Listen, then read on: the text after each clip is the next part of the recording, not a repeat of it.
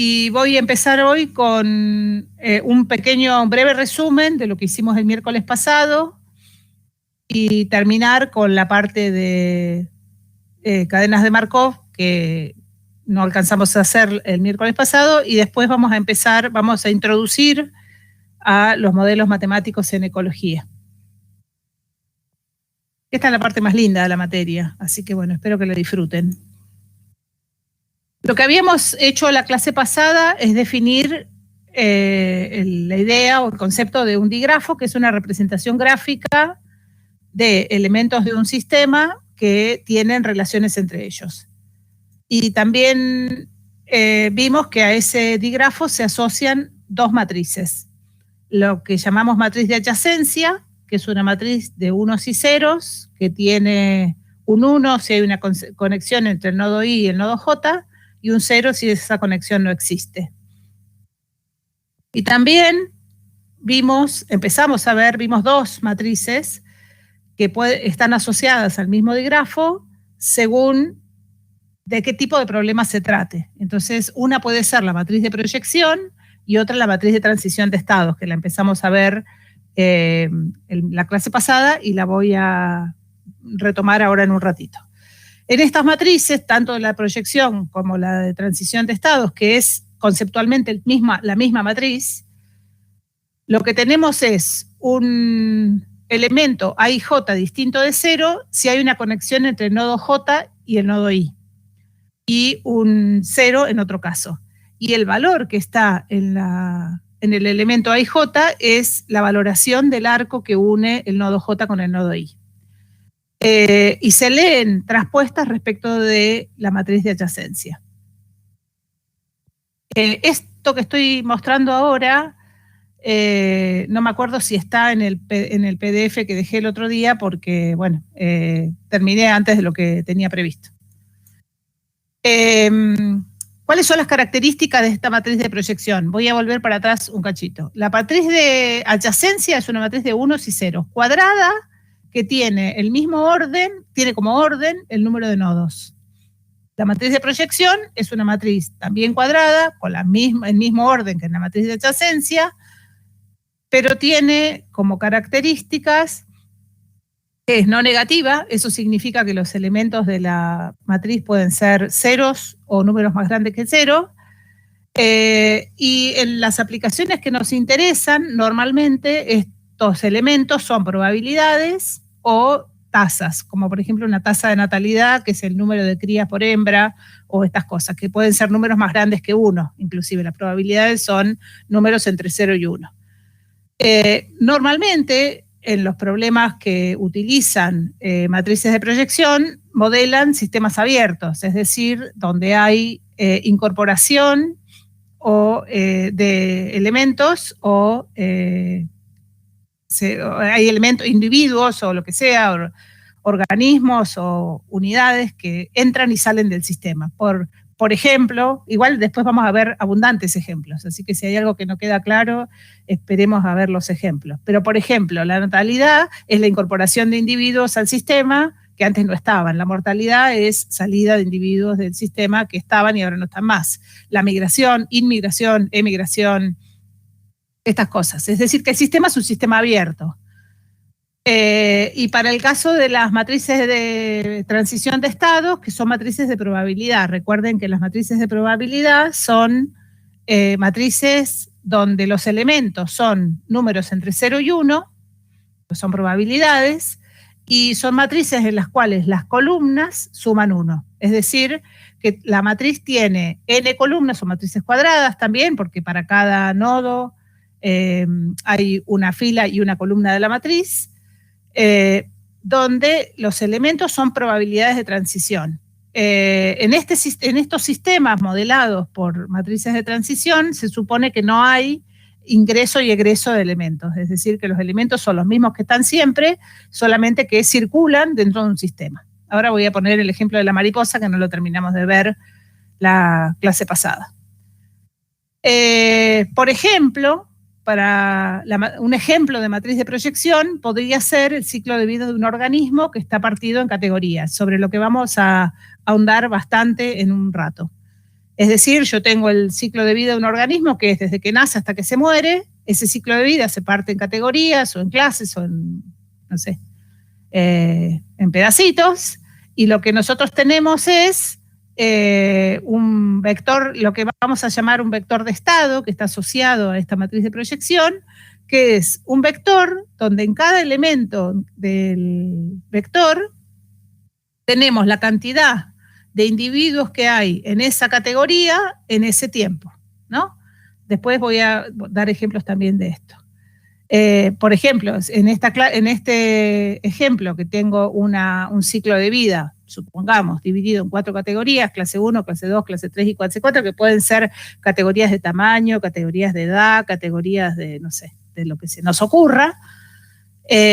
Tenemos asociada a esta matriz de proyección, que es la matriz como la armamos la clase pasada, un vector que tiene 4 componentes, que es el N1T, es la cantidad de individuos que hay en la categoría 1 en el tiempo T. El N2T es la cantidad de individuos que hay en la categoría 2 en el tiempo T.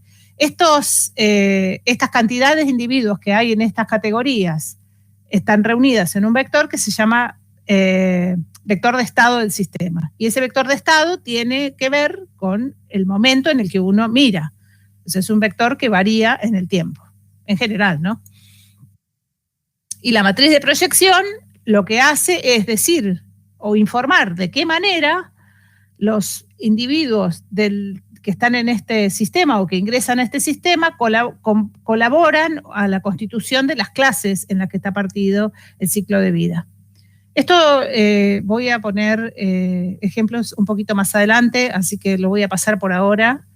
Igualmente, si alguien tiene alguna duda insalvable, me avisa. Y con respecto a la matriz de transición de estados, por ejemplo, yo mencioné, hay en el práctico varios ejemplos. Por ejemplo, un territorio partido en unidades que tienen distintos tipos de uso del suelo. Por ejemplo, una unidad destinada a la agricultura, otra unidad destinada a la recreación, otra a la, no sé, conservación, otra al desarrollo urbano, y en medida que transcurre el tiempo, los usos de la tierra pueden cambiar. O sea, nosotros no tenemos nuevos pedacitos de tierra, sino que tenemos que cada pedacito de tierra puede cambiar o no de estado. O sea, una cosa que estaba como, supongamos, tierra destinada a conservación puede pasar a una tierra destinada a la agricultura o al revés. Y entonces, lo que tenemos en este caso, tenemos probabilidades de transición de un estado al otro estado. Entonces, acá no hay incorporación de nuevos elementos al sistema, sino que lo que estamos observando es cómo estos elementos que ya existen cambian de estado. Eso es lo que constituye una matriz de transición de estados. Otro ejemplo es una dinámica de una enfermedad. En general, en los modelos epidemiológicos se consideran, hay varios modelos, tipos de modelos, pero bueno, los más básicos consideran un grupo de personas susceptibles a una enfermedad, un grupo de personas enfermas o con la enfermedad y otro grupo de personas recuperadas, por ejemplo, si la enfermedad otorga inmunidad. Entonces uno puede tener las personas que transitan de un estado al otro, sin incorporación de personas en el sistema en el que uno está estudiando. Entonces, ¿cómo es el vector de estado en este caso? Es un vector que tiene tantas componentes como categorías tenemos en el digrafo y en la dimensión de la matriz de transición de estados, donde en cada elemento está la proporción de individuos o la probabilidad de que estos individuos es en un término archigenérico, ¿no? Porque estamos, por ejemplo, hablando de unidades de territorio. ¿Cuál es la probabilidad de que estén en cada uno de esos estados posibles? Y la matriz de transición son estas leyes que me permiten decir cuál es la probabilidad de que una unidad de territorio pase a otra, que tiene un tipo de uso de la tierra, pase a otro tipo de uso de la tierra, o cuál es la probabilidad de que una persona que está con determinadas características en una enfermedad pase a otra categoría, ¿no? Bueno, de eso vamos a ver abundantes ejemplos. Lo que voy a hacer ahora entonces es arrancar con lo que nos había quedado, que son las cadenas de Markov. Lo que habíamos visto era un problema donde había en un periodo corto de tiempo, y esto tiene que ver con justamente la incorporación y la salida de organismos del sistema, teníamos 3 parches de vegetación y entonces teníamos una mariposa que estaba en un parche. Entonces tenía en observaciones separadas por unos 10 minutos, pongamos, la mariposa tenía 3 posibilidades: o se quedaba en el mismo parche en el que estaba, o pasaba a un parche, a uno de los otros 2 parches. Entonces, la matriz que describe ese proceso es esta matriz, que es una matriz de transición de estados, donde por columnas, acuérdense que la matriz de transición de estados se lee traspuesta respecto de la matriz de adyacencia. ¿Qué dice acá? Que la probabilidad de que una mariposa que está en el parche 1 se quede en el parche 1 cuando pasó de un tiempo a la observación siguiente es 0,8. La que pase al parche 2 es 0,1 y la probabilidad de que pase al parche 3 es 0,1. Es decir, que está en este vector columna, que constituye la primera columna de la matriz, la probabilidad de que la mariposa se permanezca en su mismo parche o pase a los otros 2 parches. Acá lo mismo, si estaba en el 2, la probabilidad de encontrarlo en el 1 es 0,3, la probabilidad de encontrarla en el mismo 2 es 0,4 y la probabilidad de encontrarla en el 3 es 0,3. Es decir, que esta matriz es una matriz de probabilidad. Entonces vamos a definir lo que es una cadena de Markov. En este tipo de modelos en el que estamos hablando de transiciones de estados, nosotros lo que tenemos que tener para armar un sistema o una cadena de Markov es una cantidad finita de estados, un número finito de estados, que los vamos a llamar E1, E2 hasta En. Entonces, la matriz de transición de estados va a ser, como dije hoy, una matriz no negativa, cuadrada, donde las filas y las columnas representan los estados en el tiempo t y en el tiempo t más 1. El elemento A y J de la matriz es la probabilidad de pasar del estado J al estado I. En el digrafo hay una flecha del estado J al estado I. Esa flecha tiene una valoración. Esa valoración es la probabilidad de pasar del estado J al estado I. Ese número está ubicado en el elemento A y J de la matriz. Entonces, ¿qué dice acá? Dice que, por ejemplo, el elemento A12, este de acá, 1,2, fila 1, columna 2, vale 0,3 porque la probabilidad de pasar del estado 2 al estado 1 es 0,3. O la probabilidad de pasar del estado 3 al estado 2, acá arriba en las columnas están el estado 1, el estado 2 y el estado 3, y acá en las filas están el estado 1, el estado 2 y el estado 3. Entonces, este número es la probabilidad de pasar del estado 3 al estado 2. Ese número está ubicado en la celda A23 de la matriz, fila 2, columna 3 de la matriz, y vale 0,2. ¿Se entiende cómo se lee esta matriz? ¿Hasta acá?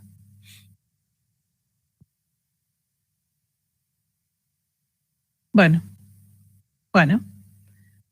Ok. Es decir, que es igual a la matriz de proyección, solamente que tiene una característica extra, que es que los elementos de esta matriz son probabilidades. Entonces, por ejemplo, como dije en el ejemplo anterior, la columna 2, sí, las filas y las columnas representan los estados. A ver, ¿en qué sentido? Está buena tu pregunta. Por columnas voy a tener el estado 1, el estado 2 y el estado 3. Sería el nombre de la columna. El nombre de esta columna es, por ejemplo, esta que está marcada, es la columna que corresponde a las probabilidades de transición desde el estado 2 hacia los estados 1, 2 y 3. O sea, digamos, en cualquier caso, uno está situado en un tiempo dado, en un momento dado, un organismo está situado en un estado, ¿no? Ejemplo, el ratoncito estaba en un casillero del laberinto. En el caso de la mariposa está en un parche de vegetación. Es decir, el organismo o lo que sea que uno está mirando está en un determinado estado, en un determinado momento. O sea, en un determinado tiempo, el organismo está en un determinado estado. Y ese estado no puede ser ambiguo. O sea, en cada momento uno está en una situación o en otra. Mariposa está en el parche 2. A la vez siguiente, nosotros vamos a mirar dónde está la mariposa. Es decir, va a cambiar de estado o no. O sea, cambiar de estado puede ser cambiar de parche o permanecer en el mismo estado. O sea, uno va a tener, como ya les mencioné la vez pasada, la posibilidad de permanecer en el mismo estado si las mediciones en el tiempo son cada una unidad de tiempo determinada, o podría ser, como en el caso del ratón, que el cambio de estado signifique cambiar de recinto, ¿no? Entonces, ¿qué hay acá en esta columna? Están las probabilidades de que, estando en el parche 2, en la próxima medición, o sea, en la próxima observación, la mariposa esté en el parche 1, que está acá, esté en el parche 2, que está acá, o esté en el parche 3, que está acá. Es decir, acá tenemos por columna, leído por columnas, los estados 1, 2 y 3 en el tiempo T, en este tiempo. Acá tenemos los estados 1, 2 y 3 en el tiempo que sigue. Entonces, este número es cuál es la probabilidad de que estando en el estado 2 en este momento, esté en el estado 1 en el momento que sigue. Cuando digo momento, quiero decir en la unidad de tiempo que sigue. Entonces, bueno, como ya dije, esto es una pregunta retórica. ¿Por qué es una matriz de probabilidad? Porque por columnas suma 1, ¿no? Y esto es lo único que distingue a esta matriz de una matriz de proyección. Porque en la matriz de proyección, como vamos a ver más adelante, va a haber incorporación de individuos al sistema. Acá no, acá lo que tenemos es la mariposa, está acá, acá o acá, es la misma mariposa y son los mismos parches. Lo único que tenemos que tener cuidado es que no se nos muera la mariposa, nada más. Entonces, se definen como cadenas de Markov un tipo de proceso discreto en el sentido de que las unidades de tiempo en las que uno observa el sistema son observaciones discretas, o sea, uno mira una vez, 2 veces, 3 veces, 4 veces. Entonces, en estos procesos, lo que va a pasar en el tiempo que sigue depende de lo que está pasando en este momento. Es decir, lo que pasa la probabilidad de que ocurra un evento depende de lo que ocurrió en el evento inmediatamente anterior. Es decir, que de alguna manera estos procesos tienen una memoria de lo que pasó en el estado anterior. Es decir, se dice que estos sistemas, estos procesos, recuerdan el último evento. Es el ejemplo que les di del cajero automático. ¿Cuál es la probabilidad? Se llaman probabilidades condicionales. ¿Cuál es la probabilidad de que haya una persona, que haya 10 personas en el cajero dentro de 10 minutos?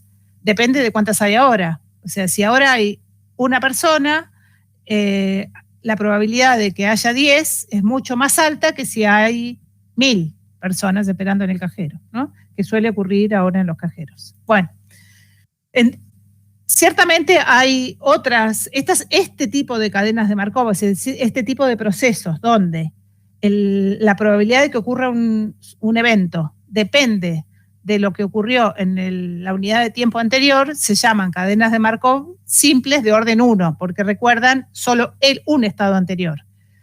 Existen otros donde hay otros que son bastante más complejos, otros procesos donde el sistema recuerda bastante más atrás. Pero para lo que vamos a hacer nosotros, esto es suficiente.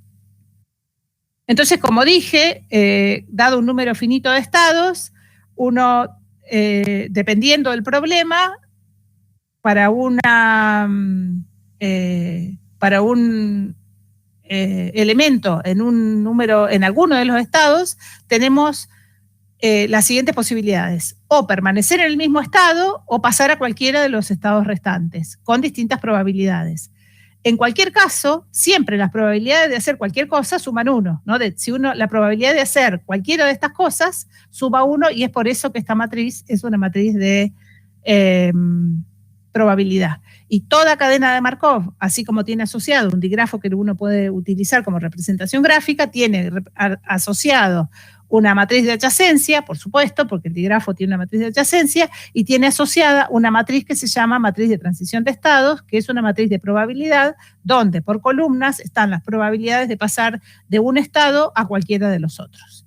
Si en particular en este proceso no existe la posibilidad de permanecer en el mismo estado, ejemplo del ratón, la diagonal va a ser una diagonal de ceros, ¿no? Y las probabilidades de cambiar a otro estado van a ser las que son distintas de cero. En este ejemplo, o sea, esto es una matriz de transición de estados. ¿Por qué lo sé? Porque es una matriz de probabilidades que por columnas suma 1. Si uno hace la suma de estas columnas, tenemos que son todos vectores de probabilidad por columnas. Entonces, ¿qué lectura podemos hacer de esta matriz? Esta matriz de transición de estados. En los elementos de la diagonal van a estar las probabilidades de permanecer en el mismo estado. Es decir, este 0,7 es, ¿cuál es la probabilidad de que, estando en el estado 1, en la próxima medición o en la próxima observación, el sistema siga en el estado 1? Lo mismo este 0,6 con el estado 2, el 0,15 con el estado 3 y el 0,39 con el estado 4.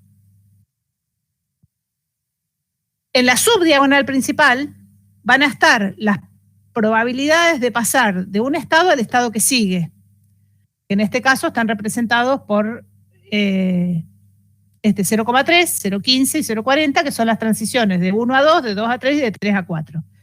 Esto sí, o sea, para uno graficar esto y transformar esto en un modelo matricial, uno necesita ponerle un orden a los estados, y el orden que uno establece entre los estados puede ser un orden arbitrario, ¿no? Por ejemplo, cuando estamos hablando de estos modelos donde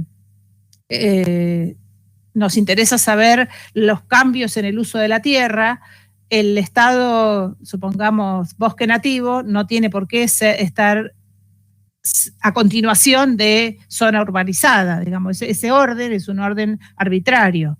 Entonces, lo que tenemos acá es la probabilidad de transitar de un estado al estado siguiente, donde siguiente quiere decir cualquier cosa, ¿no? No tiene por qué tener un orden de importancia ni un orden específico. Por ejemplo, si tuviéramos el caso de la mariposa, tendríamos estado 1, estar en el parche 1, estado 2, estar en el parche 2, estado 3, estar en el parche 3. Y bueno, si nada distingue en orden de importancia esos parches, esto significa la probabilidad de pasar del estado 1 al 2 y del 2 al 3. Y por la supradiagonal es la de retroceder al estado anterior, ¿no? Como acá existe la cosa que no es raro que pase en los modelos que vamos a ver más adelante. En los modelos de transición de estados puede haber un retroceso al estado anterior. Por ejemplo, el ratón, que estaba en el estado 1, pasa al estado 2, estando en el estado 2 puede volver al estado 1. Entonces, en la supradiagonal, o sea, la diagonalcita que está arriba de la diagonal principal, es la probabilidad de pasar de un estado al estado anterior. Y después, en el resto de los elementos de la matriz, están las probabilidades de pasar a estados que están más alejados que en el sistema. Bueno, listo, se terminó. Ahí. Bueno, entonces hasta acá tenemos un digrafo, que es una representación gráfica del sistema, donde tenemos tantos elementos en el sistema como... tenemos tantos nodos como elementos, categorías o lo que sea, estados que tenemos en el sistema, y tenemos arcos, que son las vinculaciones que hay entre esos elementos. Y tenemos asociada una matriz de adyacencia, que vimos que tenían algunas propiedades importantes la vez pasada, y la matriz de proyección o de transición de estados según el contexto en el que nos estemos moviendo. Entonces, lo que voy a hacer ahora es contarles un poquito de una pequeña introducción a los modelos matemáticos en ecología. Entonces lo que vamos a empezar a hacer ahora es empezar a conversar un poquito qué es un modelo, ¿no?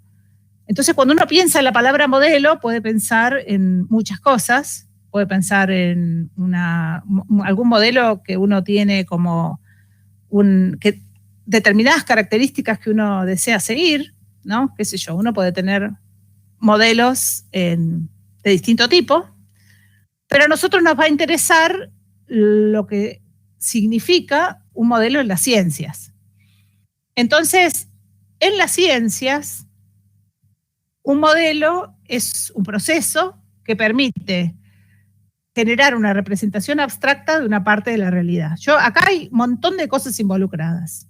La palabra representación, la palabra abstracta, la palabra porción y la palabra realidad.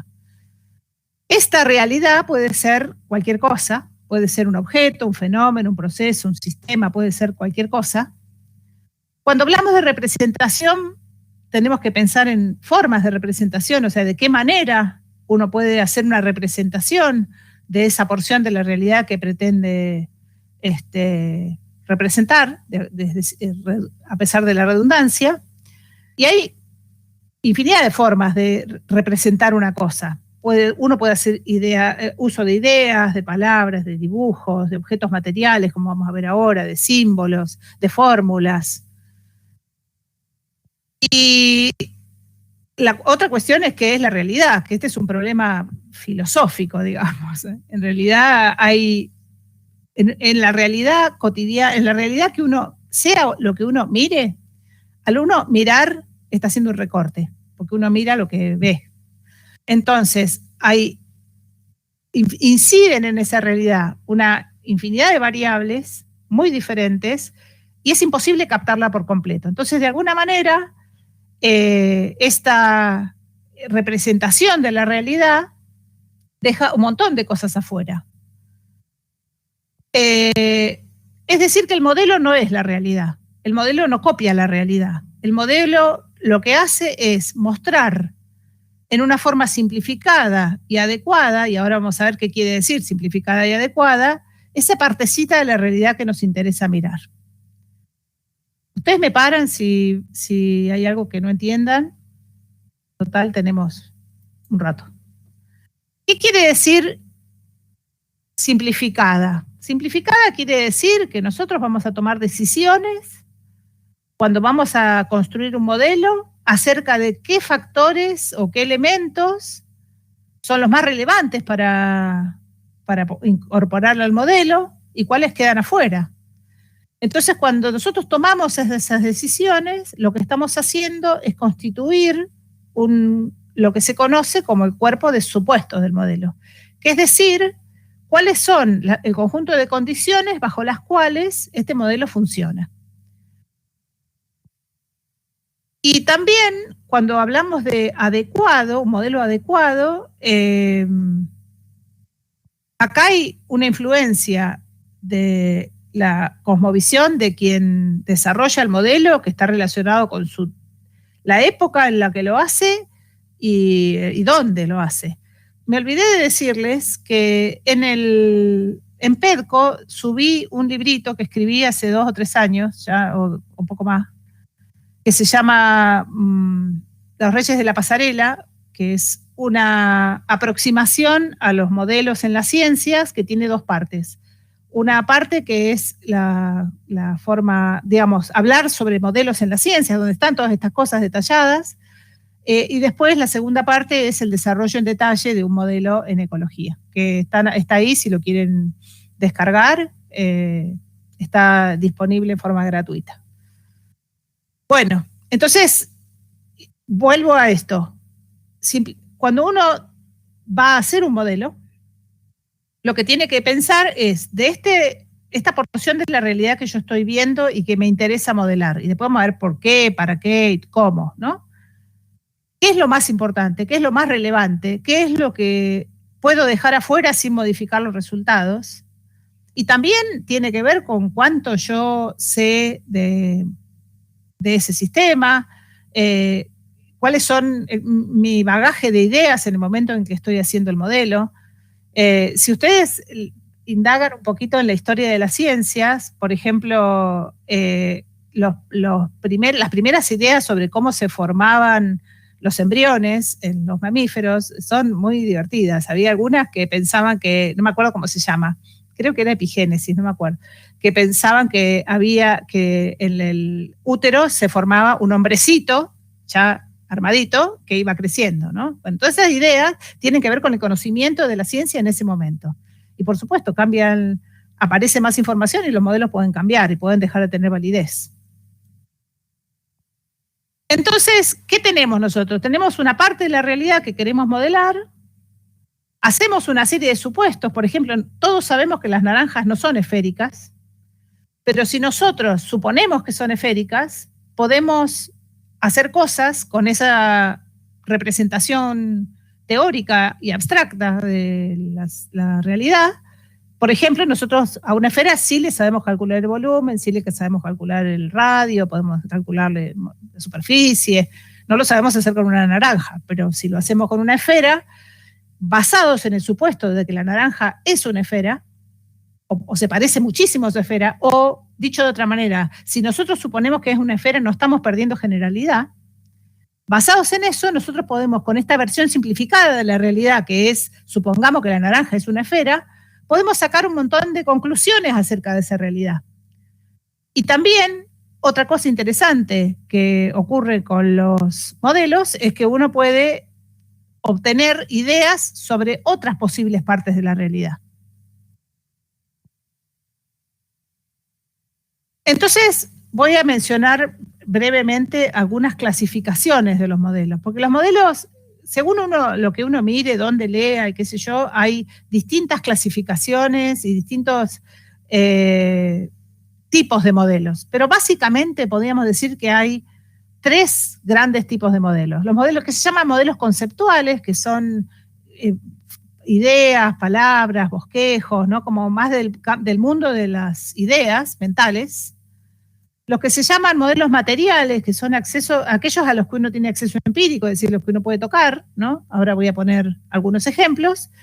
Y los que se llaman modelos matemáticos, que son aquellos que utilizan lenguaje matemático en su formulación. También existen lo que se llaman modelos estadísticos, pero no dejan de ser modelos matemáticos, ¿no? La estadística y la matemática tienen un grado de superposición muy grande. O sea, para mí, un modelo estadístico también es un modelo matemático. Es decir, que los modelos uno los podría clasificar en estos grandes tipos, estos grandes grupos. Y también hay que pensar en cuál es el objetivo del modelo. Entonces uno puede tener un objetivo didáctico, que es espérenme un cachito que tengo que hacer esto acá. Bueno, un modelo didáctico que lo que uno busca es simplemente que el interlocutor comprenda el funcionamiento de un sistema, o puede tener un objetivo científico, que es la comprensión de la dinámica de un sistema o de lo que uno está modelando. Entonces nosotros nos vamos a concentrar en modelos matemáticos con un fin científico. Por ejemplo, este es un modelo didáctico, que es el aparato circulatorio. O sea, uno va a tener distinto grado de complejidad de acuerdo a cuál sea el objetivo que uno pretende, o sea, cuál sería el destinatario. O sea, acá si tenemos un destinatario, el de la izquierda, tenemos la otra izquierda. El de la izquierda tenemos un modelo súper simple y en el de la derecha tenemos un modelo un poquito más complejo. Pero el fin de esto es comprender cómo circula la sangre en el cuerpo humano. Ese es el objetivo. Modelos conceptuales, qué sé yo, por ejemplo, estos que son dibujos, redes, estas son ideas. Esto está en el campo de las ideas, el modelo conceptual. Y después tenemos los modelos materiales que son, qué sé yo, una maqueta, un autito, estas cosas que esto representa, no sé qué es esto, una grúa. Esto representa un modelo, representa una parte de la realidad. Archi simplificada, porque no tiene motor, porque no sé qué. Bueno. Entonces, concentrándonos en los modelos matemáticos con un fin científico, nuevamente se abre ahí adentro un mundo también megagaláctico, Pero podríamos decir que hay dos grandes grupos de modelos matemáticos. Algunos que involucran el tiempo y otros que no involucran el tiempo en su desarrollo. A nosotros nos van a interesar los que involucran el tiempo, que se llaman modelos dinámicos. Ahora, una vez que tenemos modelos matemáticos con un fin científico y dinámicos, es decir, que involucran el tiempo en su desarrollo, que es lo que nos va a interesar pensar cómo evoluciona un sistema a lo largo del tiempo, también está la forma en que uno considera el tiempo adentro del modelo. Entonces, uno puede considerar el tiempo como una transición continua. En general, las herramientas que uno utiliza para este tipo de modelos son funciones del tiempo, o sea, funciones FDT, digamos, que son funciones que se pide que admitan derivadas, o sea, son funciones suaves, que son derivables, y la herramienta matemática que utiliza que se utiliza en este tipo de modelos son las ecuaciones diferenciales, que son las que vamos a trabajar en la segunda mitad del cuatrimestre. Y después están los modelos que utilizan modelos matemáticos con un fin científico, dinámicos, que utilizan el tiempo en forma discreta. Nosotros ahora nos vamos a concentrar en esto, que pueden utilizar diferentes tipos de herramientas. Una de ellas es la teoría de matrices y otra de ellas son las diferencias finitas, de las que voy a hablar brevemente después, pero bueno, no son muy interesantes, son bastante parecidas a las ecuaciones diferenciales. Ahora nos vamos a concentrar entonces en modelos dinámicos discretos, que son los que utilizan la teoría de matrices. Y después hay otra cuestión que voy a abordar un poquitito más adelante, que tiene que ver con la incorporación dentro del modelo de procesos que pueden ser aleatorios o no incorporarlos o no incorporarlos. En ese caso, se tratará de lo que se llama modelos determinísticos o lo que se llaman modelos estocásticos.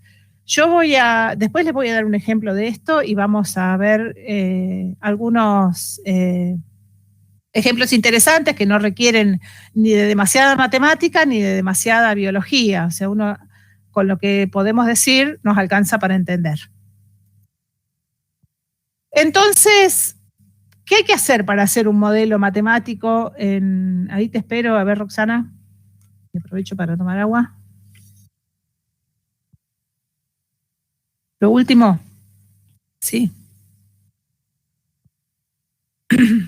Esta parte de los modelos determinísticos y estocásticos. Hay modelos donde, voy a poner el ejemplo ahora, igual después lo voy a desarrollar. Hay modelos donde uno dice, por ejemplo, una hembra produce de un año al año siguiente 4 crías. En el modelo determinístico, cada vez que una hembra se reproduce, aparecen 4 crías. 4, solamente 4, siempre 4. Ese es un modelo determinístico. El resultado, si yo parto de 10 hembras, voy a tener 40 crías el año que viene. Siempre.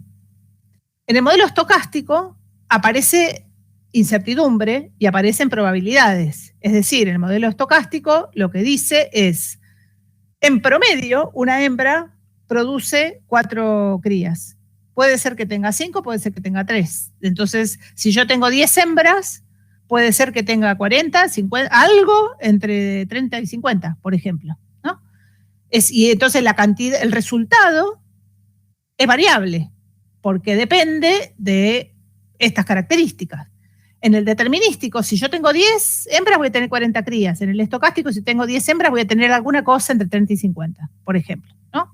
Entonces están involucrados procesos que tienen que ver con la incertidumbre, con la variabilidad individual y con la dependencia de los procesos demográficos que vamos a ver ahora de algunas condiciones ambientales. Por ejemplo, no es lo mismo si había sequía que si había inundaciones a los efectos de la cría, ¿no? Por ejemplo.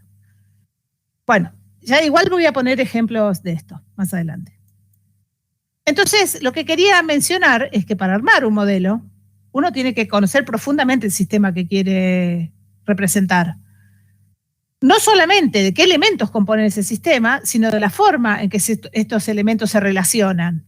Es decir, cuáles son los elementos que voy a incluir en el modelo y de qué manera estos elementos interactúan, se influyen unos sobre otros entre sí y con otros elementos u otros subsistemas, ¿no? Por ejemplo, acá les voy a mostrar, este dibujito de acá es el ciclo de vida de una planta, que está dividida en 4 categorías.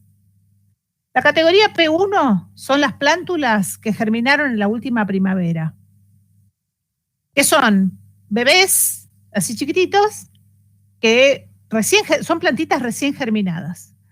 La categoría P2 son plántulas que tienen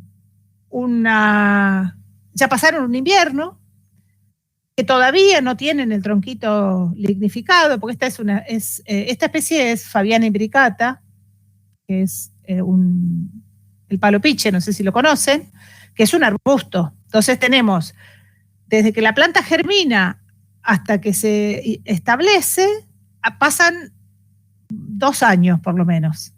El primer año, que es cuando recién germinó la plántula, son una plantulita chiquititas así, que son muy vulnerables a la sequía, vulnerables a los pisoteos, vulnerables a las condiciones en general. Las que pasaron un invierno están un poquito más fortalecidas, pero todavía no tienen el tronquito lignificado, que es cuando se transforman en plantas juveniles. Cuando el tronquito se lignificó, desarrollaron el sistema de raíces y ya están fortachonas, pero todavía no son reproductivas, o sea, todavía no producen semillas, se las considera juveniles. Y después, una vez que producen semillas, se las considera plantas adultas. Y esto dura dura 1 año, esto dura 1 año, esto dura 5 y esto dura 150. Entonces, en este modelo, que es un modelo conceptual, lo que se hizo acá es escribir algunos procesos que vinculan estas categorías. Por ejemplo, hay un proceso de germinación que tiene que ver con la producción de semillas de los adultos. Hay un proceso de supervivencia de las plántulas germinadas en este año, un proceso de establecimiento de las plántulas que sobreviven al primer invierno y se transforman en juveniles, y un proceso de maduración de las plantas juveniles. También en todos estos estadios del ciclo de vida hay mortalidad, que está acá con el cuadrito blanco, y después se considera, para modelar la dinámica de esta especie, que hay algunos factores que inciden en estos procesos, como son la precipitación, que influye favorablemente en el proceso de germinación, en el de supervivencia y en el de establecimiento.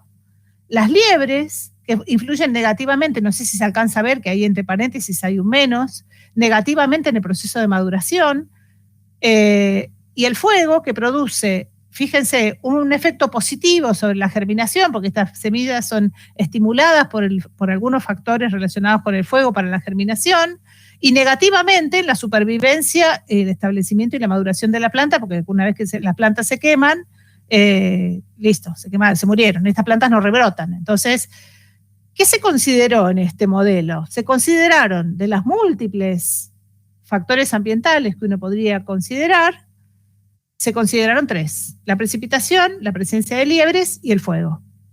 Por supuesto que que hay un montón más, qué sé yo, el viento, la composición del suelo, no sé, la orientación de la ladera donde las plantas están establecidas. Hay un montón de cosas que no se tienen en cuenta acá.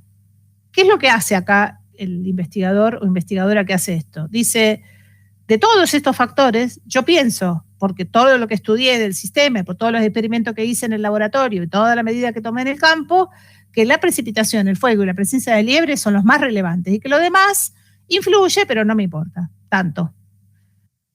También se tomó una decisión respecto de por qué estas categorías y no otras categorías, porque uno podía haber dicho, bueno, prerreproductivos y reproductivos y listo, tener 2 categorías. Pero bueno, eso mete un montón de ruido en la formulación del modelo. Después les voy a contar un ejemplo de esta especie. Si el proceso es determinístico, El modelo es determinístico, el proceso no es determinístico, el proceso es el proceso. El modelo es determinístico. Lo que yo estoy diciendo es, supongamos acá, que germinan el 2% de las semillas. Siempre, 2%. O sea, cada 100 semillas, 2 plantulitas nuevas. Si el proceso es estocástico, yo digo que la germinación tiene un montón de factores que influyen en ese proceso y que la probabilidad de que una semilla germine es en promedio del 2%, pero que podría variar. Entonces, a veces, de acuerdo a determinadas condiciones, va a germinar el 2%, a veces el 1%, a veces el 3%, a veces el 5%.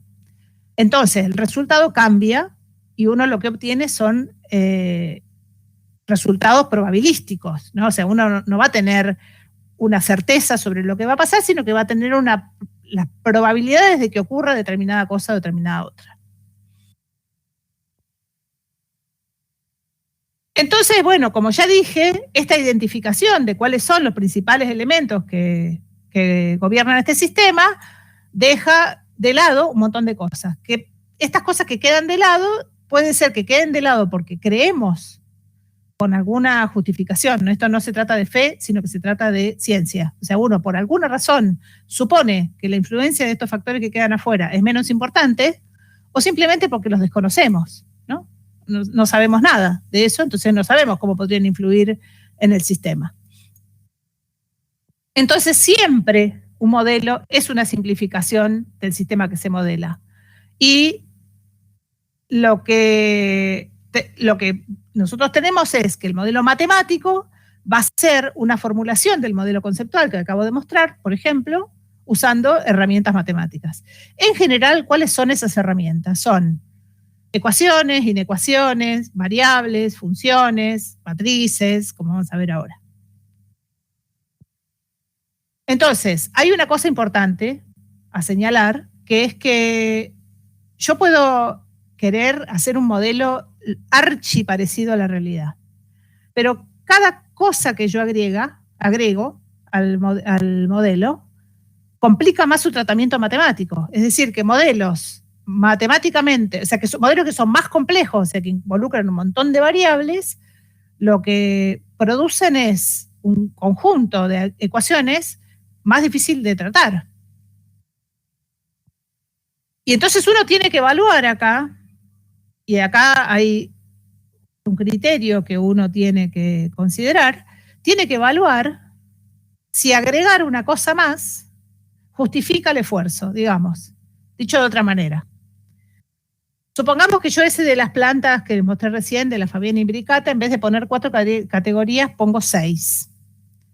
Si pongo 6 categorías, en vez de considerar el proceso de maduración y el proceso de, no sé, maduración, ¿cuáles podrían ser esas 6 categorías? Poner 3 categorías de adultos, porque es cierto que las plantas más viejas producen menos semillas que las plantas de madurez intermedia, y esas a su vez producen más semillas que las de plantas que recién ingresan a la categoría de adultos, ¿no?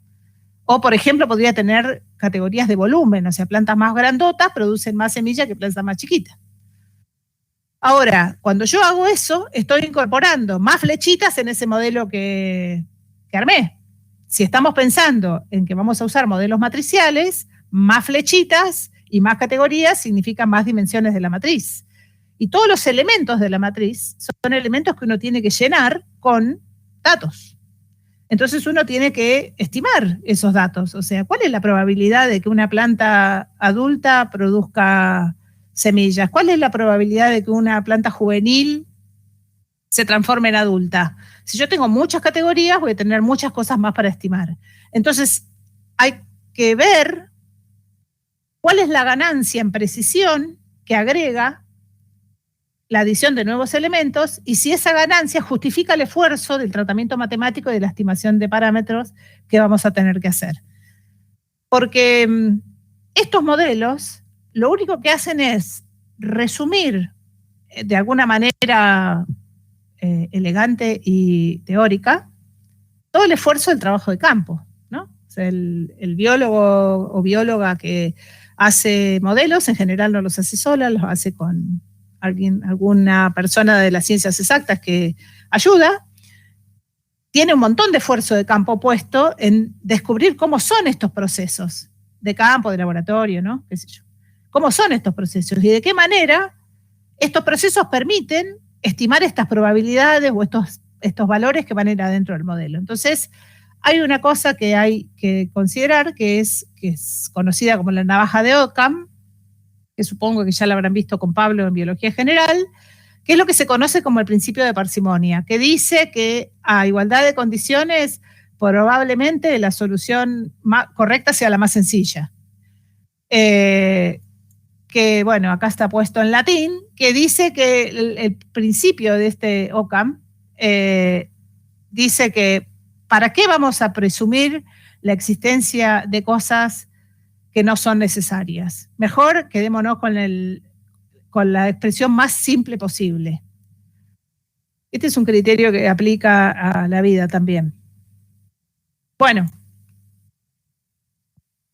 entonces, como había dicho, todas estas restricciones que uno hace, decir, bueno, voy a suponer que en el modelo de Fabiani-Bricata que el viento o la orientación de la planta respecto a la ladera, que sé yo, no influye, constituyen lo que se llama el conjunto de supuestos del modelo, que son bajo qué condiciones yo supongo que este sistema está funcionando, que alisa un poquitito el conjunto de condiciones de la realidad, ¿no? Y bueno, cada modelo que uno lee tiene la impronta del que lo hace. O sea que hay tantos modelos como matemáticos que se dedican a eso. Lo que vamos a hacer nosotros en esta parte de la materia es concentrarnos en lo que se llaman modelos demográficos, que lo que tienen como interés es estudiar la dinámica demográfica de poblaciones. Y también vamos a ver algunos en las prácticas y algunos otros ejemplos ilustrativos que no son específicos de poblaciones, sino que son de otra cosa. Pero bueno, vamos a concentrarnos en esto. Entonces, para eso primero vamos a ver qué es la demografía. La demografía es una disciplina que estudia características de poblaciones, que esta fue al principio desarrollada para poblaciones humanas, con los primeros censos de poblaciones que se hicieron en Londres, y después la idea se fue extendiendo a poblaciones de otros organismos, ¿no? Y estas características de las poblaciones están relacionadas con dos aspectos, con la estructura de la población. No sé si habrán visto, seguramente sí, alguna vez estructuras piramidales de edades, por ejemplo. Esa es una estructura, es cómo se estructura por edades una población.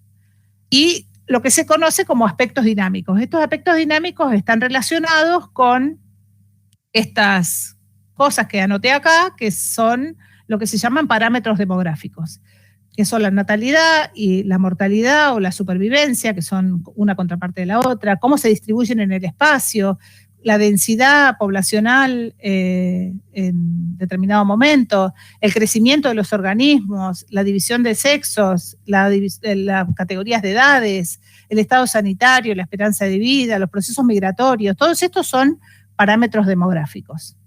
Entonces, lo que nosotros vamos a hacer es trabajar con modelos demográficos, que son modelos matemáticos que están orientados al estudio de la dinámica de poblaciones. Es decir, ¿qué quiero decir cuando digo dinámica de poblaciones? Quiero decir cómo evolucionan en el tiempo las poblaciones en cuanto a algunos aspectos que nos interesa mirar, que ahora voy a señalar. Y dentro de los modelos demográficos, que es una bola gigante, nos vamos a concentrar en los modelos matriciales, o sea, modelos demográficos matriciales, que son modelos demográficos, modelos matemáticos demográficos, es decir, cuyo objetivo, su fin, es el estudio de la dinámica de poblaciones, basados en la teoría de matrices. Y lo que va a gobernar estos modelos, ahí se me fue. Bueno, no está, pero lo que va a gobernar estos modelos es la matriz de proyección. Y la matriz de proyección va a estar formada va a involucrar estos procesos, que son principalmente natalidad y mortalidad, que son los que se conocen como los parámetros del modelo. Es decir, cuáles son, cómo influyen estos procesos demográficos en la estructura del modelo, que va a estar formada principalmente por la matriz de proyección. Bueno. Bueno, como dije recién, estas cosas son las que se conocen como parámetros vitales o parámetros demográficos, y lo que nos interesa de estos modelos es analizar respecto de la población su persistencia o no persistencia a corto, mediano y largo plazo, o sea, qué pasa con esta población, cuál es la dinámica de esta población, cuál es la sensibilidad de esta población a perturbaciones, que pueden ser perturbaciones en los parámetros.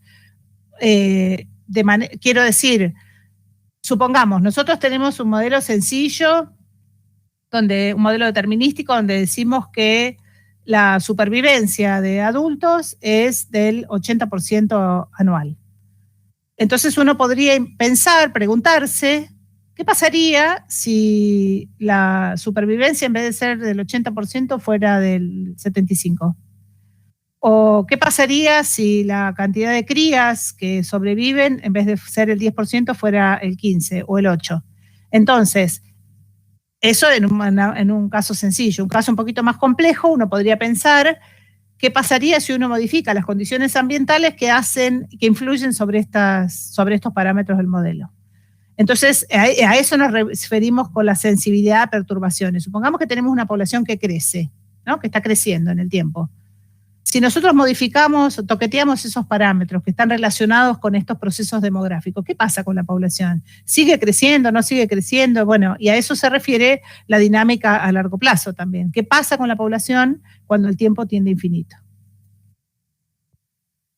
Bueno, y dentro de la clasificación de modelos de poblaciones, ya estrictamente metiéndonos en modelos demográficos, modelos matemáticos demográficos, hay nuevamente una clasificación, que esto es para que se enteren que existe, no es porque me interesa que se la sepan, pero uno puede considerar el tiempo variando en forma continua y los estadios del ciclo de vida en forma continua, que a ver, es lo que es. La vida es un proceso continuo, o sea, uno nace, hace un montón de cosas y se muere. Eso es un proceso continuo. Para los modelos matriciales, lo que nosotros vamos a hacer es cortar ese proceso continuo en pedacitos, criteriosamente. Y vamos a decir, los estadios son discretos. Las crías, los juveniles, los adultos y los adultos reproductivos y los adultos no reproductivos. Entonces, en ese caso vamos a considerar el tiempo discreto. Y vamos a usar modelos matriciales. Si el tiempo se puede considerar continuo, usamos ecuaciones diferenciales, que es lo que vamos a ver más adelante. Entonces, en estos modelos, lo que importaba de todo este cuadro es que en estos modelos que estamos viendo, el ciclo de vida está partido en categorías discretas y el tiempo se considera en unidades discretas. ¿Qué quiere decir unidad discreta? Un año, un día, un mes. O sea, cada vez que voy a muestrear es una vez por año, o cada vez que voy a mirar la germinación de las semillas es una vez por semana. O sea, entre medio no me importa lo que pasa. O sea, yo voy a ir a mirar el resultado de lo que ocurrió pasada una unidad de tiempo, y esa unidad de tiempo es fija. Estos modelos no son tan viejos. Esta idea de utilizar el álgebra matricial para la descripción de dinámica de poblaciones es de mediados del siglo pasado. Y estos dos, Bernardelli y Lewis, fueron los que lo propusieron por primera vez, y que el que agarró el guante fue Leslie, y lo que pasó de ahí para adelante es que se los conoce como modelos de Leslie. Pero Leslie lo único que hizo fue agarrar esto y darle cierta formalidad. Como utilizan matrices estos modelos, y ustedes vieron que las matrices, todas las cosas que hay que hacer con matrices, si nos pasamos de 3x3 son un bodrio, pues son matrices enormes. Y entonces calcular un autovalor, supongamos que tenemos una matriz 5x5. Para calcular un autovalor de una matriz 5x5 necesitamos resolver un polinomio de grado 5. Y necesitamos resolver sistemas de ecuaciones de 5 ecuaciones con 5 incógnitas para encontrar los autovectores. Entonces, ese problema se resolvió a partir de la disponibilidad de computadoras, donde uno puede poner una matriz del tamaño que se le dé la gana, pone Enter y sale todo hecho. Y eso resolvió un montón de cosas y le dio una vigencia muy grande a estos modelos, una vigencia no, un impulso muy grande, porque tienen la característica de que uno tiene que estimar los parámetros y las cuentas que uno tiene que hacer son relativamente sencillas, y la estimación de parámetros es relativamente sencilla. Entonces, son modelos que han tenido un gran éxito en el mundo de los modelos matemáticos en dinámica de poblaciones. Importante es saber que estos modelos no son un horóscopo, o sea, no predicen el futuro. La idea del modelo no es predecir. Sí es describir cómo funciona la dinámica de la población, analizar cuáles son las etapas de vida que son más críticas en el desarrollo de la población. Y también, ¿se me pasó una o no la dije? Ah, bueno. Nada, una que me faltó acá es también, aparte de describir el desarrollo del sistema y analizar cuáles son las etapas y los procesos que son más críticos en la dinámica de la población, también está poner a funcionar el sistema en escenarios hipotéticos. Y esto está buenísimo porque uno no necesita hacer pruebas. Por ejemplo, uno tiene, supongamos, un modelo de dinámica de una enfermedad. Entonces uno podría pensar, ¿qué pasaría si yo en vez de vacunar al 30% de la población, vacuno al 10%? Porque es mucho más barato, ¿no? Entonces uno puede poner a funcionar el modelo en un escenario hipotético sin necesidad de hacer eso, porque sería poco ético hacerlo, pero uno puede obtener resultados que son interesantes para, por ejemplo, definir una política de salud pública, ¿no?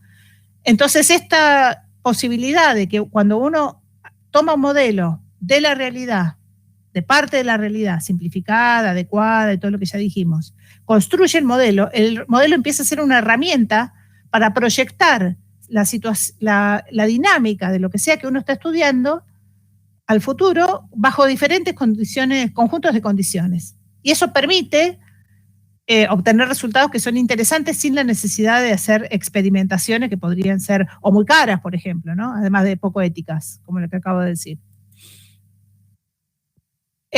Bueno, en estos modelos, como ya dije, utilizan la teoría de matrices y vamos a usar la variación del tiempo de forma discreta, pero lo principal es que estos modelos consideran que el ciclo de vida del organismo, que constituye la unidad básica de la población, es adecuado que se pueda dividir en categorías.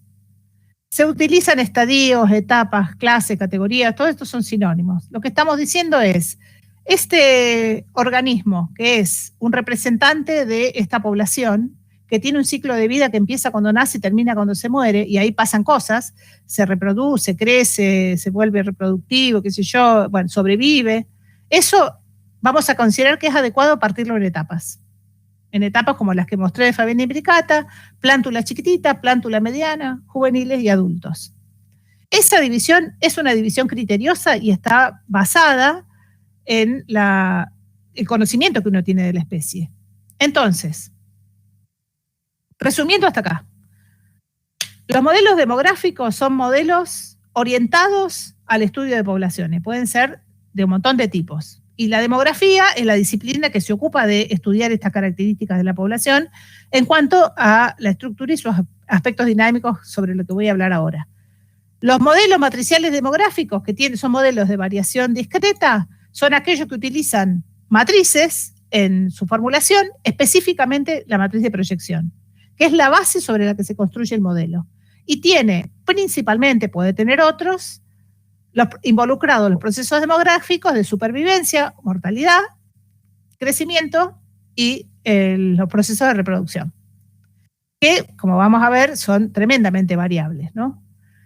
¿Qué quiere decir? Bueno, entonces en estos modelos, el objetivo es el estudio de la dinámica de la población.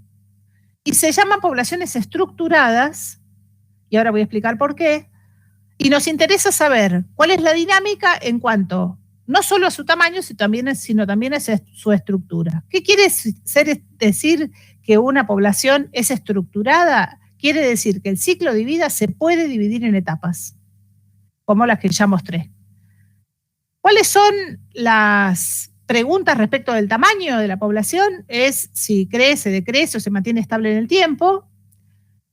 Y en cuanto a esa estructura, lo que interesa es cómo se reparten los individuos de la población en estas categorías a lo largo del tiempo. Estas son básicamente las 3 preguntas que uno va a poder, o las 2 preguntas que uno va a poder contestar, que tienen que ver con el tamaño y con la estructura de la dinámica de una población. Una cosa es el conjunto completo, qué pasa con eso, si crece, decrece, qué sé yo, y otra cosa es lo que ocurre al interior de cada una de las categorías. Pero se basa en la idea de que el ciclo de vida del organismo, del individuo promedio que representa esta población, se puede partir en etapas.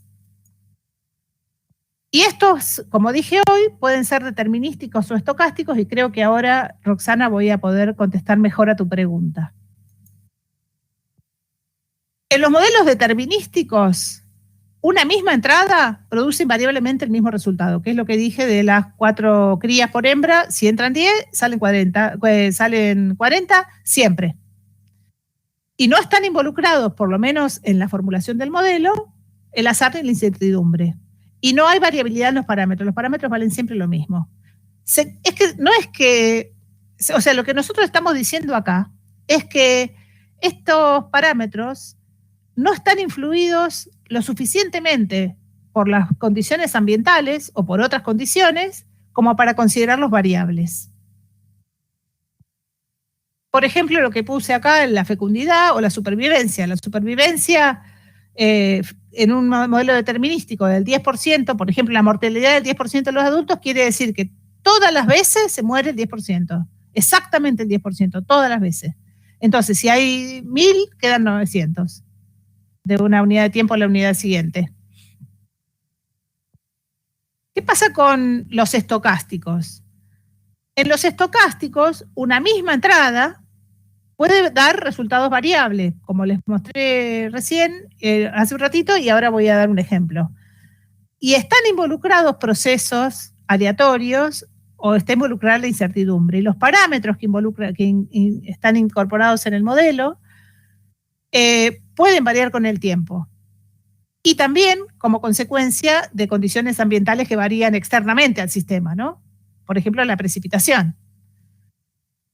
Por ejemplo, hay 2 tipos de estocasticidad que se pueden involucrar en un modelo, la que se llama estocasticidad ambiental y la que se llama estocasticidad demográfica.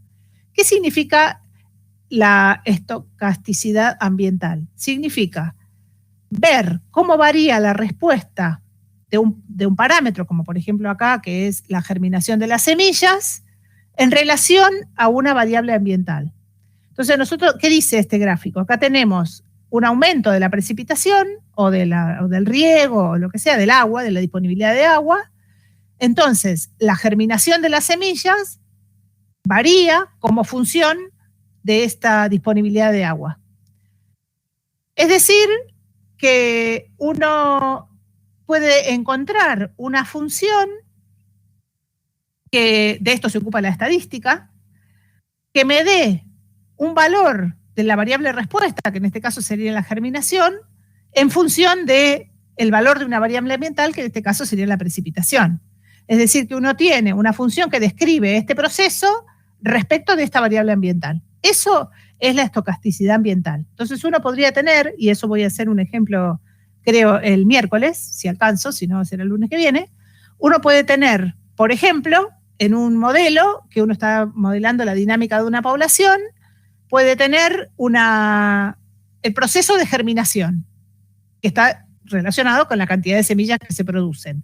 Pero ese proceso de germinación está influido por la cantidad de lluvia de la primavera. Entonces, si llovió poco, ese parámetro va a valer una cosa distinta que si llovió mucho. ¿Y de dónde saco ese poco mucho? Lo saco de esta función que describe el proceso de germinación relacionado con el valor de esta variable ambiental que puede ser la precipitación. Por ejemplo, en el ejemplo que di de Fabián y Viricata, donde estaba involucrado el fuego tiene un montón de características. Básicamente, el tamaño de la superficie que quema y la intensidad del fuego. Hay fuegos más intensos que otros. Entonces, bueno, por ejemplo, estas semillas de Fabián y Viricata que se ven estimuladas por algunas características del fuego, si el fuego es muy intenso, las mata. Pero si el fuego es menos intenso, la semilla germina mucho. Entonces uno tiene funciones que describen estos procesos en función de la variabilidad de estas variables ambientales. Esto es un tipo de estocasticidad que se puede involucrar en los modelos. Que por supuesto hay que saber estadística para esto, así que yo se los voy a mostrar para que sepan que existen nada más, porque estadística tiene en tercer año. Y después hay otro tipo de estocasticidad que se llama estocasticidad demográfica, que es a un mismo valor de una variable ambiental, por ejemplo, a un mismo valor de precipitación, puede haber diferentes respuestas de la población dependiendo de otras características, de características propias, por ejemplo, de las semillas. Yo pongo en un experimento a germinar en unas bandejas 10 semillas y le pongo tanto de agua siempre, a todas igual, todas, y la riego, y en un caso germinan 4, en otro 3, en otro 6, en otro 2. ¿De qué depende eso? Y eso depende de la variabilidad intrínseca de estas semillas que puse en el experimento. O sea, el experimento controla todo menos esta característica de las semillas. Entonces, ¿qué pasa acá? Uno tiene una distribución. ¿Qué es? ¿Qué es una distribución? Es una funcioncita que tiene un valor promedio, que es, o sea, yo agarro las 50 bandejas que puse, cuento y digo, bueno, en promedio germinaron el 32% de las semillas. El 32% es esta rayita de acá, que es el máximo, ¿no? Que es el promedio de todo. Pero después hay variabilidad, que está relacionada con la variabilidad propia de este proceso. Estas distribuciones, en realidad, pueden entrar en el modelo haciendo variar el parámetro. No en función de variables ambientales, sino en función de la variabilidad intrínseca del proceso que estoy modelando. Y estas distribuciones son estas rayitas que aparecen acá, que el puntito es el promedio y la rayita es, bueno, cuánto varía, ¿no? O sea, esto puede variar tanto y tanto. Uno no tiene certezas, nunca tiene certezas. Entonces, ¿qué es lo que producen estos modelos? Son modelos con cierto grado de incertidumbre, pero la maravilla es que a pesar de la incertidumbre, uno puede sacar un montón de conclusiones que son válidas a pesar de la incertidumbre. Bueno, entonces, voy a comparar los modelos determinísticos y estocásticos en cuanto a estas características que he mencionado hoy. ¿Qué quiere decir la fecundidad en un modelo estocástico? Que en promedio la hembra produce 3 crías por temporada, pero podría producir alguna cosa sacada de esta función, que es a veces muy cerquita de 3, un poquito menos, un poquito más, dependiendo de nada más que de la variabilidad propia del proceso de fecundidad. O la supervivencia, por ejemplo, relacionada con la disponibilidad de recursos, que es análogo a lo que mostré recién con la germinación de las semillas, ¿no? Qué sé yo, por ejemplo, una disponibilidad de recursos, aumenta la disponibilidad de recursos, aumenta la supervivencia hasta un umbral, ¿no? Después no se puede sobrevivir más del 100%. Pero bueno, estas cosas están involucradas en los modelos. Esto es pura anécdota, ¿eh? Ustedes no van a tener que hacer nada de esto, es para que sepan que existen estas cosas. Bueno, y como dije ya, uno de los supuestos más fuertes de estos modelos, de este tipo de modelos, es que hay una división en clases, en categorías, adecuada. Y que los parámetros, estos parámetros, en los modelos determinísticos, se mantienen constantes adentro de la clase, es decir, cualquier hembra que está en esta categoría tiene la misma probabilidad de reproducirse, o sea, no hay distinción de organismos adentro de la categoría. Sí puede variar de una categoría a la otra y es lo que hace que uno arme categorías diferentes. Bueno, esto ya lo dije, que la determinación de las etapas es, ¿qué dice acá? El criterio de la determinación de estas etapas es la variación de los parámetros. Claro, o sea, ¿cómo hago yo para decir por qué en el modelo de Fabián y Bricata hay una categoría de plántulas germinadas esta primavera y una categoría de plántulas germinadas la primavera pasada? Porque los que fueron al campo se dieron cuenta que la plantulita que germinaron en septiembre son mucho más vulnerables que las plantulitas que pasaron un invierno y que están llegando a su segundo diciembre. Entonces, la supervivencia de las plantulitas germinadas en septiembre no es lo mismo que la supervivencia de las plantulitas que germinaron en septiembre del año pasado. Eso amerita una división de la categoría plántulas en dos, las que son más vulnerables y las que son menos vulnerables. ¿Qué es lo que importa ahí? Dentro de la categoría plantulita 1, yo voy a tener una tasa de supervivencia, supongamos, del 40%. Estoy inventando porque no me acuerdo ningún número. ¿Qué quiere decir eso? Que cualquier plantulita tiene la probabilidad del 40% de sobrevivir. Cualquiera de ahí adentro, no importa dónde está, si está acompañada, si está a la sombra, si está... No importa nada.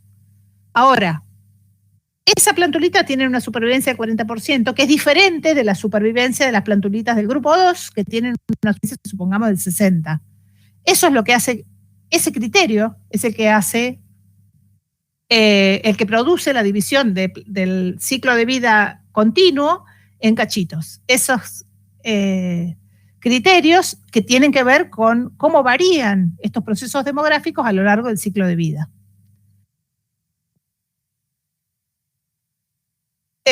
Y hay que saber, hay que conocer la especie bien en detalle, ¿no? Hay que tener un montón de datos de la ecofisiología de la especie. Otra cosa es que las categorías deben estar establecidas de manera que un organismo está en una categoría y en solo una, no puede haber ambigüedad sobre a qué categoría pertenece. O sea, tienen que estar definidas de manera que sabemos que está en una de esas. En alguna tiene que estar a lo largo del ciclo de vida. Y hay especies donde eso es re fácil. Por ejemplo, los insectos ya tienen ciertas categorías o ciertas etapas en su ciclo de vida que hace que las categorías ya estén definidas. O sea que uno no va a mezclar la larva con la pupa. Uno ya sabe que o es larva o es pupa, listo. Entonces ahí las categorías están muy bien definidas. Con los modelos con insectos hay algunos problemas que en algún momento, si tengo tiempo, les voy a contar, que tienen que ver con la duración de estas etapas. Si esto no ocurre, es decir, si no tenemos estas cosas que ya vienen en el combo de la especie, que es estas categorías tan claramente definidas, uno tiene que tomar un criterio. Yo he visto modelos de toneladas de criterios que tienen que ver con características propias de la especie y criterios de los investigadores, qué sé yo, categorías de tamaño, categoría de edad. La edad de los modelos de Leslie son modelos de edad, ¿no? Donde uno considera grupos de edad, por ejemplo, de 0 a 10, de 10 a 20, de 20 a 30, y ahí.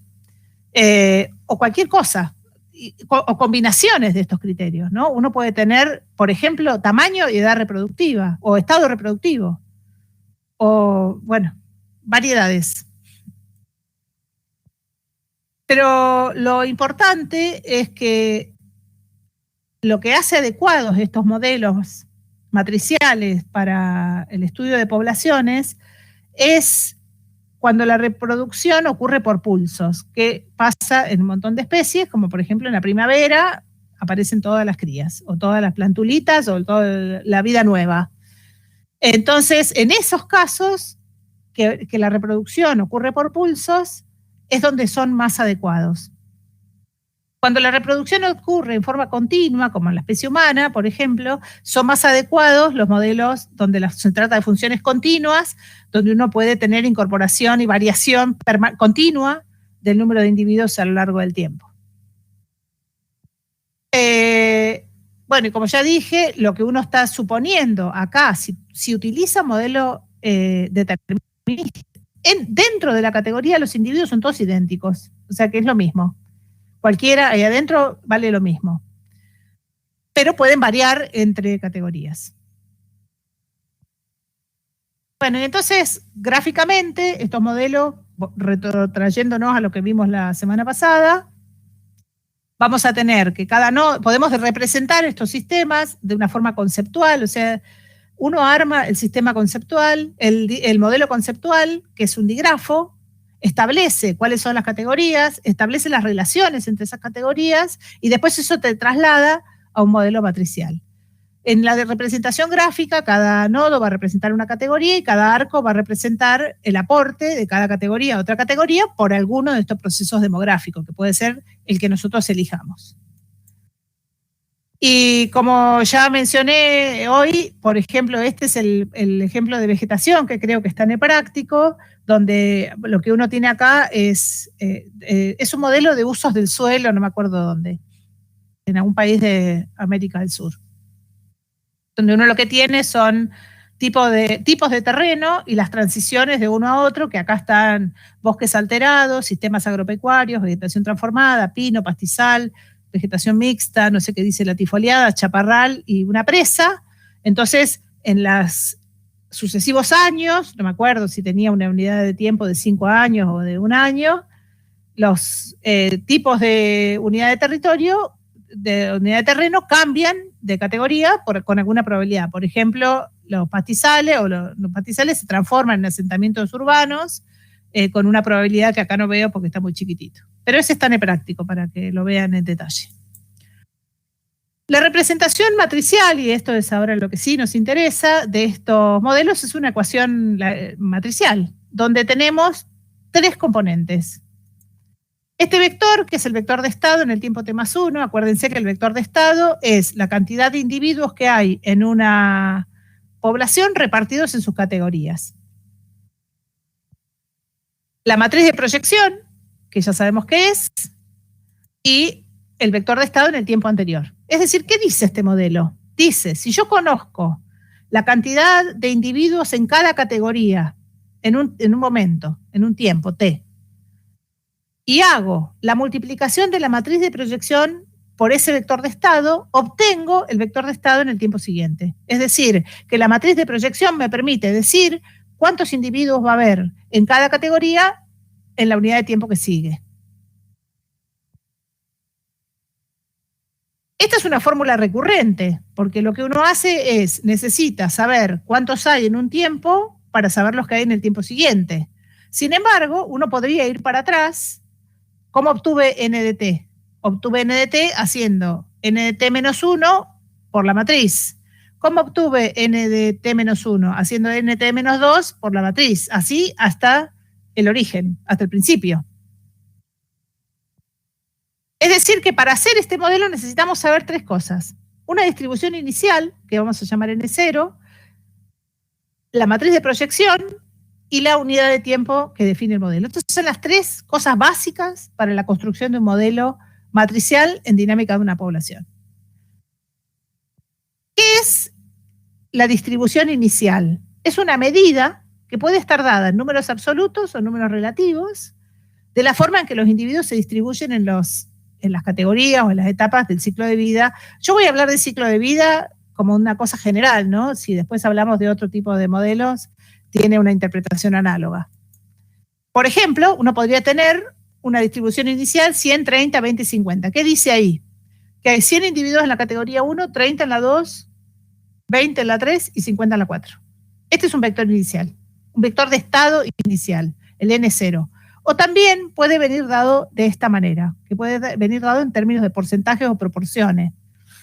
Acá dice que el 50% de los individuos está en la categoría 1, el 15 en la 2, el 10 en la 3 y el 25 en la 4. Puede venir dada de cualquiera de las dos maneras. No sé si ustedes ya lo hicieron con Gabriela o con Astrid. Esto es lo que se llama la normalización de un vector, que es dar un vector de longitud de longitud 1, o sea que las componentes sumen 1, darlo en forma de probabilidad a un vector que está de probabilidad de proporciones, a un vector que viene dado de otra forma. Y esto tiene que ver con cuando uno elige los autovectores de una matriz relacionados con un determinado autovalor, ¿cuál da?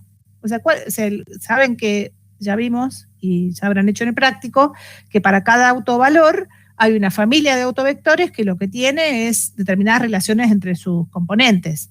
¿Cuál damos cuando tenemos que decir el autovector correspondiente a un autovalor? Normalmente se da uno escrito en forma de proporciones, que es el que dice, bueno, de lo que sea que tengas, el 50% tiene que estar en la primera componente, el 15% en la segunda, el 10% en la tercera y el 25% en la cuarta. Igual depende del contexto del problema. Bueno, como ya dijimos varias veces, la matriz de proyección es un conjunto de reglas de cómo, de qué manera cada categoría aporta a otra categoría. ¿Qué son los elementos de esta matriz? Son básicamente procesos demográficos, que son la reproducción, la supervivencia y la migración. Es lo que va a estar involucrado acá en estos modelos, en general, ¿no? Hay, por ejemplo, en los modelos, yo vi uno que no hay tiempo de leer tantas cosas para esta materia, así que se los cuento, después si a alguien le interesa en particular se lo paso. Hay un modelo que vi de una planta que está en un campo, tiene ovejitas que se comen la planta, entonces el modelo lo que hace con esa planta es considerar categorías de tamaño. Entonces tiene, por ejemplo, vamos a ver un ejemplo de eso, un proceso de retroceso de una categoría a la otra. Va la oveja, se mastica la planta y la planta pasó de tener un tamaño a tener un tamaño menor. Entonces, existen otros procesos que no son estos, que son la reproducción, la supervivencia y la migración, porque es un cambio de tamaño que tiene que ver con un factor externo, que es la oveja que se lo comió. Ahora, ¿de dónde salen estos valores? Estos valores salen de mediciones a campo, experimentos de laboratorio o de invernadero, o datos de la bibliografía. O sea, uno tiene un montón de cosas que pueden ser de datos producidos por uno o por otros que permiten construir los elementos de la matriz. El miércoles les voy a mostrar un paso a paso para la construcción de un modelo con hormigas. Una cosa súper importante es definir claramente la unidad de tiempo. ¿Qué es y cómo se usa y qué pasa en esa unidad de tiempo? Como es un tiempo discreto, lo que quiere decir eso es que el tiempo transcurre en unidades. Esas unidades pueden ser de una unidad de tiempo. O sea, al pasar de t a t más 1, ahí pasó una unidad de tiempo. Y lo que pasó en el medio es un misterio. Es como si no hubiera ocurrido a los efectos prácticos. Y esto tiene que ver, por ejemplo, cuando yo trabajo con una especie que tiene una reproducción anual, yo voy a hacer un muestreo, un censo de la población, una vez al año. Voy en diciembre, supongamos. Cuando voy en diciembre, ¿qué voy a encontrar? Nuevos organismos, otros que no están, unos que se fueron, unos que llegaron, depende con qué esté trabajando. Y en ese año pasaron un montón de cosas. La unidad de tiempo va a depender de lo que uno esté modelando. Normalmente, en los ejemplos que nosotros vamos a ver, es el tiempo que ocurre entre un pulso de reproducción y el que sigue, que suele ser un año. Lo que es muy importante es que ninguna categoría puede durar menos que lo que dura la unidad de tiempo en un modelo, ¿no? En el modelo, la categoría, la duración de la categoría más chica, de menor duración, es la que da la unidad de tiempo. No puede haber una categoría que tenga duración menor a la unidad de tiempo. Voy a poner un ejemplo. Supongamos que tenemos una especie de aves en la que definimos 3 categorías. Crías de menos de un año, juveniles entre 1 y 3, supongamos que no son reproductivos, y adultos que son más de 3. ¿Qué significa eso? Que cuando voy a muestrear, voy a tener en un determinado momento, en un determinado tiempo t, voy a tener una cierta cantidad de crías, una cierta cantidad de juveniles y una cierta cantidad de adultos, que los voy a reconocer por la definición de las categorías. La definición de la categoría tiene que ser precisa. Cuando cuento cuántos hay y encuentro con que tengo 120 crías, 155 juveniles y 350 adultos, por ejemplo. ¿Qué va a pasar cuando voy el año que viene? A ver. Dentro de un año voy a tener una cierta cantidad de crías, una cierta cantidad de juveniles y una cierta cantidad de adultos. ¿Qué pasó en ese año? ¿Qué pasó acá en el medio? Bueno, me olvidé de esto. ¿De dónde van a salir estas crías, juveniles y adultos? Estos juveniles van a ser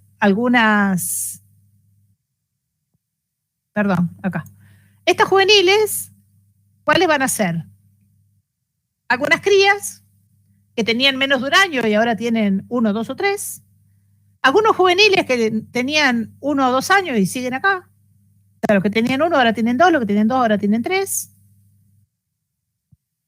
¿Cómo va a estar constituido la categoría de adultos? Y van a estar conformada por los adultos que había, algunos de los adultos que había, se quedan acá, algunos que tenían más que 3 todavía están acá, que son los que sobrevivieron, y algunos juveniles que tenían 3 y ahora tienen 4 y están acá.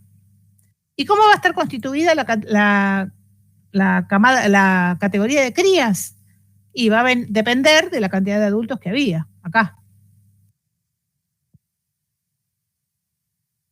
Es decir, que cuando yo voy a mirar en el tiempo t, tengo una cantidad de adultos, y cuando voy a mirar en el tiempo t más 1, tengo una cantidad de crías. ¿Qué pasó en el medio ahí? A lo que yo me refería con estos procesos que uno ignora que ocurrieron entre esta medición y esta medición.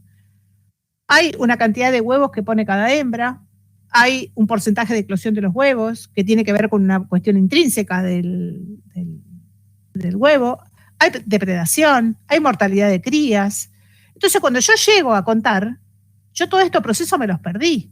Entonces, ¿puedo poner una categoría huevos en el modelo? No, porque si yo digo que la unidad de tiempo es un año, lo que estoy diciendo es que cuando voy a medir, hay cierta cantidad de crías. Y cuando voy el año que viene, hay cierta otra cantidad de crías. Yo me perdí todo este proceso en el medio. Entonces, el número de crías por adulto, a ver, o sea, ¿qué es lo que a mí me interesa acá?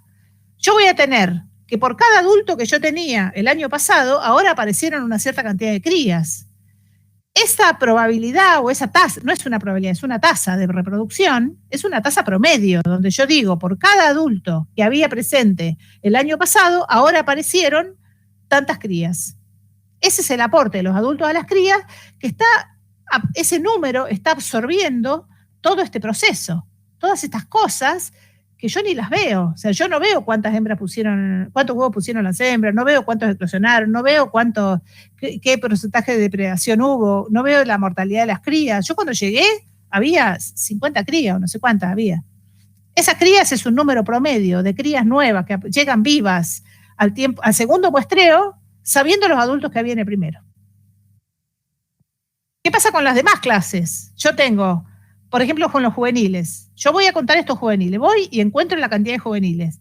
¿Qué sé yo? ¿Qué dato tengo? Tengo el número de crías que había antes y el número de juveniles que había antes. ¿Y qué pasó en el medio? Hay mortalidad, hay maduración y hay migración.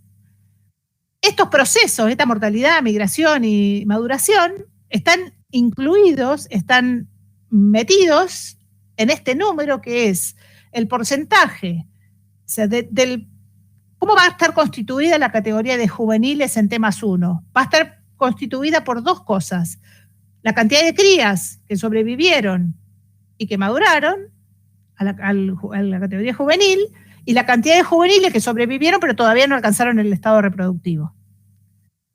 Y por último, con los adultos pasa lo mismo. ¿Cómo va a estar constituida la categoría de adultos? Como el número de juveniles que maduraron y se constituyeron en adultos, tuvieron una maduración sexual y ahora están reproductivos, y los adultos que sobrevivieron.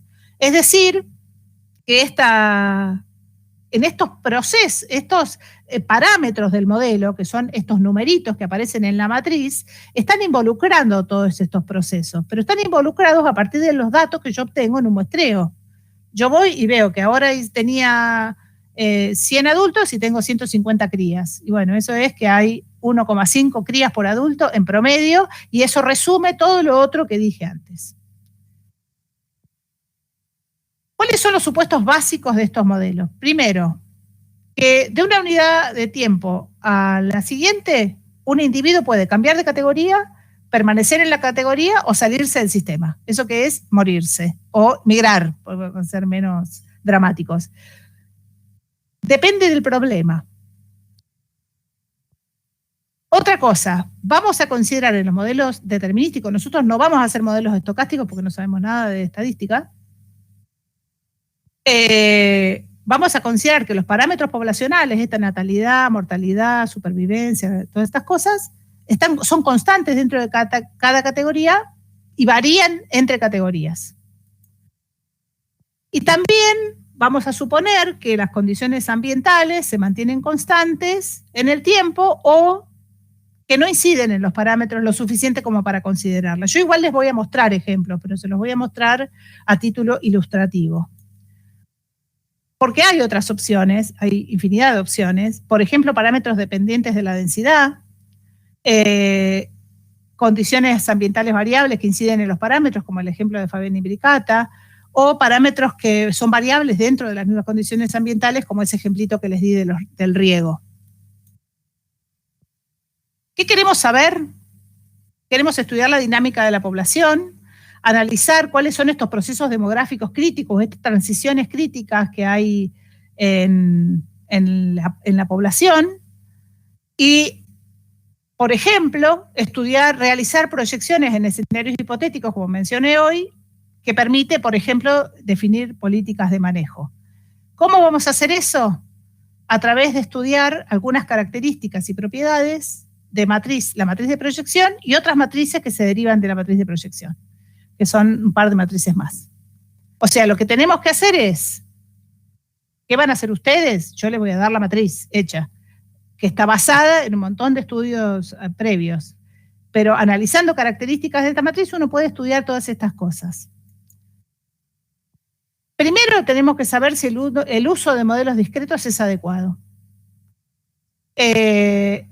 Basándonos principalmente por cómo ocurre la incorporación de nuevos individuos a la población. Y esto nos va a permitir elegir una unidad de tiempo. También tenemos que saber si la división del ciclo de vida en categorías es adecuada. Pero una vez que tenemos esto, tenemos que elegir una partición del ciclo de vida. Tenemos que saber que muchas categorías es mejor desde el punto de vista de los resultados que uno obtiene, pero tenemos muchos parámetros para estimar y pocas categorías, tenemos pocos parámetros para estimar, pero la información que brinda el modelo es muy general, capaz que no alcanzan, no dice mucho. Una vez que tenemos eso, tenemos que elegir un tratamiento determinístico o estocástico, y esto depende de también la información de la que uno disponga. Y por último, tenemos que estimar los parámetros. Nosotros último no lo vamos a hacer, yo les voy a contar cómo se hace, y si alguna vez en el desarrollo de sus carreras les interesa, yo ya creo que no voy a estar porque creo que esta es la última vez que doy Matemática 2, ya el año que viene me jubilo, así que, bueno, alguien nos podrá ayudar. Bueno, y esto sería todo por hoy. No sé si alguien tiene alguna pregunta. Esto es como mucha charla hoy, ¿no? Pero vamos a arrancar con ejemplos el miércoles. Para los que tienen que hacer, voy a parar de grabar, ya está. Para